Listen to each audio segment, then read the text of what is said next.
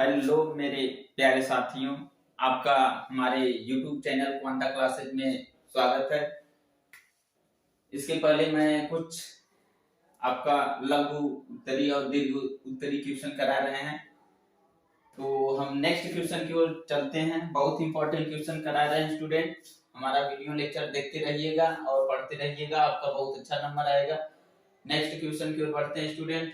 बहुत important question आपके सामने कभी कभी पूछ देता है, क्वथनांक में उन्नयन क्या होता है।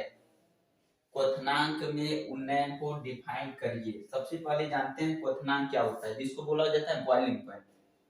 बॉइलिंग पॉइंट जिस टेम्परेचर पर कोई भी द्रव किस में बदल जाए, वाइपर में, भाप में बदल जाए, वही टेम्परेचर उस सिस्टम का क्या कहलाता है, क्वथनांक, जिसको बोला जाता है बॉइलिंग पॉइंट।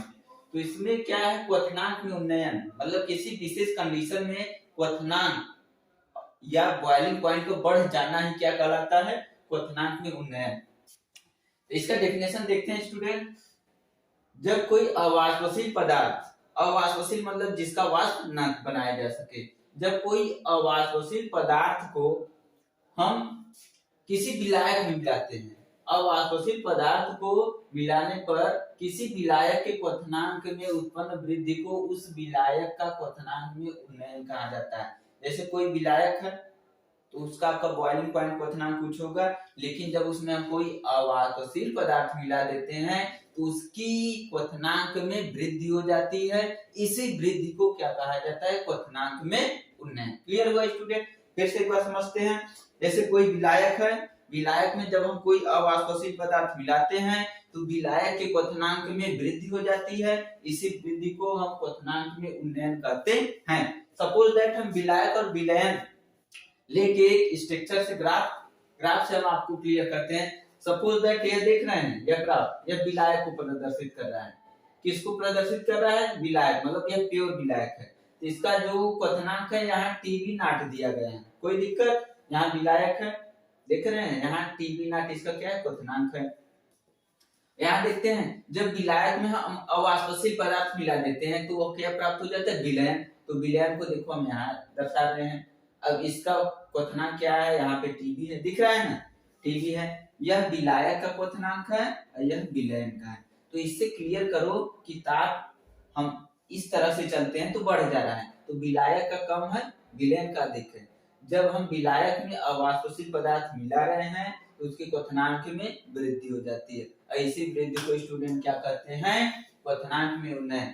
तो इसी का वृद्धि निकालने के लिए दोनों का हम माइनस कर देंगे। यहाँ देखते हैं, यह किसका है, आपका विलयन का है, यह किसका है, विलायक का है, विलायक। तो दोनों का क्वथनांक में अंतर निकालना होगा, तो विलयन का क्वथनांक माइनस विलायक का क्वथनांक, दोनों का अंतर निकाल देंगे तो उसी को क्या बोला जाता है, क्वथनांक में उन्नयन। डेल्टा टीबी को ही क्या बोलते हैं, क्वथनांक में उन्नयन। कभी कभी इसका डायरेक्टली डेफिनेशन पूछता है, वैसे इसका न्यूमेरिकल बहुत इंपॉर्टेंट है। क्वथनांक में जो उन्नयन होता है वह उस विलयन के मोललता के प्रोपोर्शनल होता है। मोललता का डेफिनेशन आप लोगों को बताए थे स्टूडेंट। क्वथनांक में जो उन्नयन होता है मोललता के क्या होता है, प्रोपोर्शनल होता है। जब यहाँ से प्रोपोर्शनल चिन्ह हटता है तो delta TB equal to KB M, जहाँ केबी आपका क्या है, मोलल उन्नयन स्थिरांक है। जानते हैं मोललता का जब हम इसमें फार्मूला रखेंगे तो delta TB equal to 1000 KB cross W2 M2 cross W1। आपका केबी क्या है, मोलल उन्नयन स्थिरांक है, W2 क्या है, विलेय की मात्रा है, M2 क्या है, विलेय का अनुभार है, W1 क्या है, विलायक की मात्रा ग्राम में है।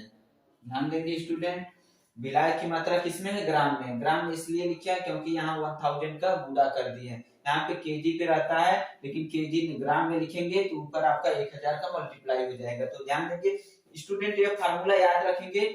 इससे रिलेटेड एक हम न्यूमेरिकल बताएंगे जो आपका विस्तृत उत्तरी क्वेश्चन का बहुत इंपॉर्टेंट क्वेश्चन बनता है इस न्यूमेरिकल से। यह फार्मूला याद रखेंगे, यह आपका क्लियर हो गया क्वथनांक में उन्नयन।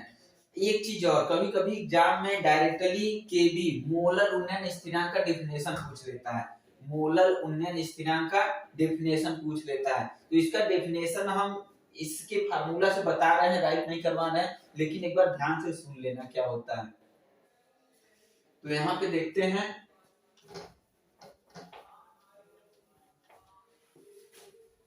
आपका यही फार्मूला है, delta TB equal to KB M. इसी केबी का डेफिनेशन पूछता है, किसका डेफिनेशन पूछता है, केबी। केबी का नाम क्या है, मोलल उन्नयन स्थिरांक, मोलल उन्नयन स्थिरांक। तो डायरेक्टली किसी विलयन का मोलल उन्नयन स्थिरांक, ध्यान से सुनना, किसी विलयन का मोलल उन्नयन स्थिरांक उस विलयन में क्वथनांक में उन्नयन के बराबर होता है यदि विलयन 1 मोलल लिया जाता है। यही इसका डेफिनेशन है। इसका अर्थ यही कि जब यम की वैल्यू 1 लेंगे तो डेल्टा टीबी बराबर क्या हो जाएगा, के बी। यह ध्यान देंगे, किसी विलयन का मोलल उन्नयन स्थिरांक उस विलयन में क्वथनांक के बराबर होता है यदि विलयन 1 मोलल लिया जाए, यानी यम की वैल्यू क्या लिया जाए, 1 लिया जाए। तो यह याद कर लेंगे, कभी कभी इसका डायरेक्टली 60 आपका लघुत्तरी में केबी को डिफाइन कर देता है। फिर से एक बार देख लेंगे, जो मोलल उन्नयन स्थिरांक है, किसी विलयन का मोलल उन्नयन स्थिरांक उस विलयन में क्वथनांक के बराबर होता है यदि विलयन एकांक लिया जाए, एकांक मोलल लिया जाए। तो यह स्टूडेंट आपका राइट हो गया। इससे रिलेटेड एक न्यूमेरिकल बता रहे हैं, बहुत इंपॉर्टेंट है। इसके बाद हम तुरंत बताएंगे, इसको ध्यान से देख लीजिएगा। वीडियो को हम पॉज कर रहे हैं, फिर आगे बढ़ रहे हैं।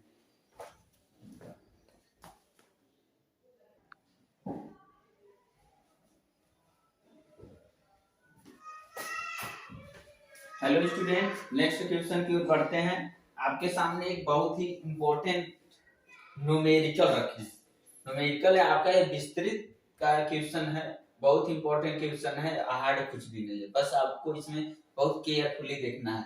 यह क्वथनांक में उन्नयन का बहुत इंपॉर्टेंट न्यूमेरिकल क्वेश्चन है। इसमें देखो क्या है, इसमें देखते हैं क्या है, बेंजीन का क्वथनांक 353.23 केल्विन है। बेंजीन है, उसका क्वथनांक क्या है, 353.23 केल्विन है। फिर उसमें 1.80 ग्राम कोई अवाष्पशील। अब यहाँ देख रहे हैं, यह आपका क्वथनांक है, इसमें 1.80 ग्राम कोई अवाष्पशील विलेय को 90 ग्राम बेंजीन में घोलने पर क्वथनांक बढ़कर कितना हो जा रहा है, 354.11 केल्विन। विलेय के मोलर द्रव्यमान की गणना कीजिए, या मोलर उन्नयन स्थिरांक केबी की वैल्यू दिया है। तो पहले समझते हैं, इसमें देखते हैं एक विलेय है और एक विलायक है। विलेय की मात्रा कितना है, 1.80 ग्राम। तो विलेय की क्वांटिटी हम लिख लिए W2 बराबर 1.80 ग्राम।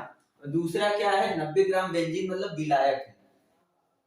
90 ग्राम बेंजीन क्या है, विलायक है। तो इसका मात्रा अभी लिख लिए, W1 बराबर 90 ग्राम आपका बेंजीन। जिसकी मात्रा कम होती है वह विलेय, जिसकी मात्रा अधिक होती है वह विलायक से लिया जाता है। तो यह आपका विलेय की क्वांटिटी W2 राइट कर लिए और विलायक की क्वांटिटी W1 राइट कर लिए। यहाँ तक तो आपको क्लियर हो गया होगा। केबी की वैल्यू तो दिया है, इसमें कुछ दिक्कत नहीं है। केबी इक्वल टू दिया है 2.53 केल्विन केजी मोल इनवर्स। अब आगे बढ़ते हैं।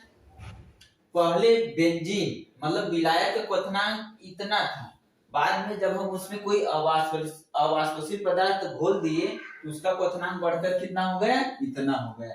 तो कितना वृद्धि होगा कैसे मालूम चलेगा, बड़ा में छोटा वाला घटा देंगे, ऑटोमेटिक मालूम चलेगा कितना वृद्धि, मतलब डेल्टा टीबी। तो क्वथनांक का उन्नयन डेल्टा टीबी यहाँ दिख रहे हैं, या जो बढ़ा हुआ है जो पहले था, दोनों का हम क्या कर दिए माइनस, 354.11 केल्विन माइनस 353.23 केल्विन। यह माइनस यह दोनों का माइनस कर देना, कुछ भी नहीं करना।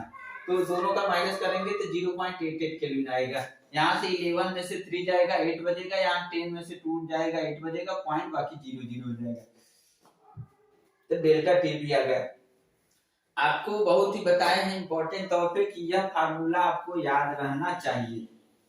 हमको क्या निकालना है, विलेय के मोलर द्रव्यमान। विलेय का मोलर द्रव्यमान मतलब आपका M2, विलेय का मोलर द्रव्यमान, इसका अर्थ है कि m2 को हमको कैलकुलेट करना है। तो यह फार्मूला आपको राइट रहना चाहिए। फार्मूला देखते हैं, delta TB equal to 1000 cross KB cross W2 upon M2 cross W1। जो यहाँ पे केबी है मोलर उन्नयन स्थिरांक है, W2 है विलेय की मात्रा है, M2 जो है विलेय का अणुभार है, M2 जो है विलेय का अणुभार है, W1 है विलायक की मात्रा ग्राम में। ग्राम में इसलिए लिए हैं क्योंकि ऊपर 1000 का मल्टीप्लाई। यह फार्मूला विलेय का अणुभार M2 है, M2 को निकालना होगा, तो M2 आपका इस साइड जाएगा तो डेल्टा भी ऑटोमेटिक नीचे जाएगा। तो देखो M2 यहाँ पे 1000 है, Kb है, W2 है, फिर डेल्टा Tb आपका यहाँ पे साइड में चला गया है, यहाँ पे आपका W1 है। तो एक चीज स्टूडेंट और यहाँ पे देखते हैं 1000 है, Kb की वैल्यू देखते हैं स्टूडेंट कहाँ पे, यहाँ पे है 2.53 केल्विन है, क्रॉस W2 की वैल्यू स्टूडेंट 1.80 ग्राम यहाँ पे राइट कर दिए हैं। फिर M2 की वैल्यू W1 की वैल्यू 90 ग्राम यहाँ पे राइट कर दिए हैं। फिर डेल्टा Kb की वैल्यू 0.88 केल्विन यहाँ पे राइट हो गया है। जब इसको हम सॉल्व करेंगे स्टूडेंट तो लगभग 58 ग्राम पर मोल आएगा। स्टूडेंट बता दें यह बहुत इंपॉर्टेंट क्वेश्चन है, इसको एक बार देख लेंगे, कुछ नहीं है इसमें। यह था कि 1.80 ग्राम आपका कोई अवाष्पशील विलेय है, 90 ग्राम जब बेंजीन में घोलते हैं तो क्वथनांक में वृद्धि हो जाती है। बस तो विलेय का अणुभार निकालना, बहुत इजीली आपको बताया, बहुत इंपॉर्टेंट क्वेश्चन 5 नंबर का हो जाएगा। बस एक बार देख लेंगे क्लियरिटी, तो इसको समझ लेंगे। फिर वीडियो को पॉज कर रहे हैं, इस चैप्टर से 1-2 क्वेश्चन और करवाएंगे, फिर हम नेक्स्ट पे चलते हैं।